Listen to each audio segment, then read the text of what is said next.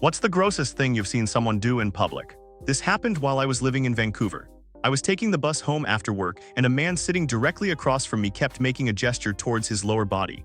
I didn't think much of it and went back to reading my book. I noticed him getting a little more animated and looked up to see him unfasten his trousers and expose himself.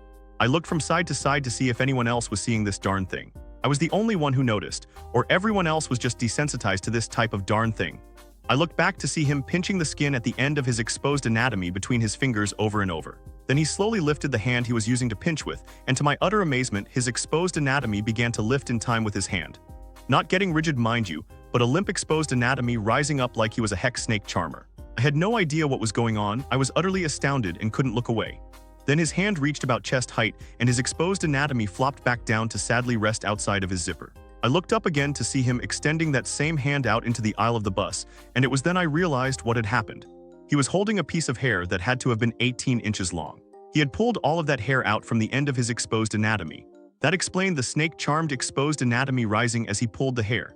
He then rubbed his fingers together, and we both watched the hair as it fell to the floor of the bus. I looked up from where the hair fell in time to watch him conceal his exposed anatomy, smell his fingers, pick his nose, then pull the cord for his stop.